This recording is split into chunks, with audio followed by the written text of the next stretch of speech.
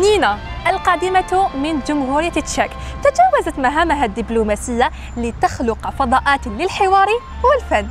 دعمت الجزائريات وتركت بصمة في المجال الثقافي، فما قصتك؟ Moi, je suis arrivée en Algérie il y a plus que 3 ans. Et en fait, c'était toute première fois pour moi. Je ne connaissais rien de l'Algérie, ce qui est très bizarre parce que c'est un pays assez près de l'Europe. Mais vraiment, c'était à l'arrivée que je commençais vraiment à découvrir.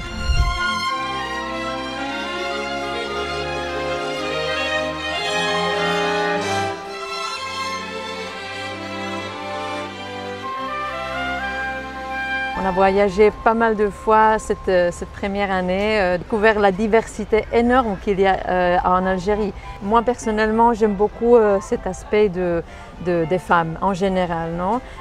J'aime beaucoup accompagner et donner appui à des femmes. Et on a découvert avec le temps, parce que ce n'était pas tout au début, non? J'ai pris plusieurs mois à vraiment découvrir et connaître la société et comment ça se passe aussi les familles, et quelle est la dynamique, tout ça, la culture vraiment de la nation.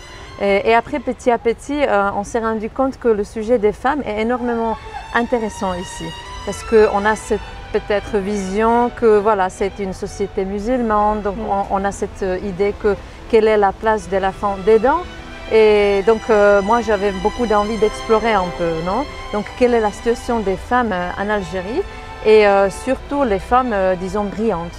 Donc c'était le talent qu'on a cherché et avec du temps, je crois que c'était à la fin de ma deuxième année, on a réussi à organiser la première édition de notre table ronde. On a dédié ça à ce sujet de leadership, women's leadership. La femme algérienne, celle qui se bat chaque jour pour elle, pour ses droits, aussi pour sa place, non seulement dans la société, mais sinon aussi dans son domaine, non, dans sa spécialité, dans son entreprise. Donc c'est la même femme qu'on a chez nous en Europe, non?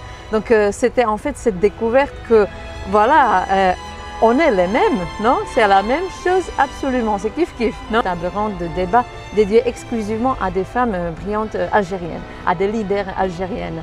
D'histoire très personnelle mais super forte, de courage, vraiment courage personnel, de cette volonté de lutter pour ses valeurs et vraiment défendre sa place. Notre mission a toujours été de vraiment trouver et construire les ponts entre nos deux cultures. Parce qu'en fait, la Tchécoslovaquie, c'était toujours un pays qui a été vraiment étroitement lié à l'histoire algérienne, toujours.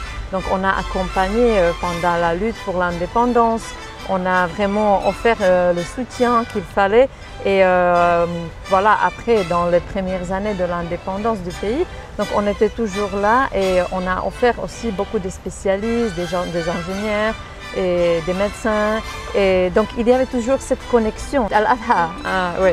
Donc mes enfants adorent, en particulier le petit, il adore vraiment assister dans une famille algérienne, assister à toute cette procédure avec le mouton, l'engorgement, tout ça. Donc il adore, il a fait ça déjà l'année passée, cette année aussi. Darja algérienne, c'est déjà appris quelques mots à comprendre, non? À Bizaf ou Labas.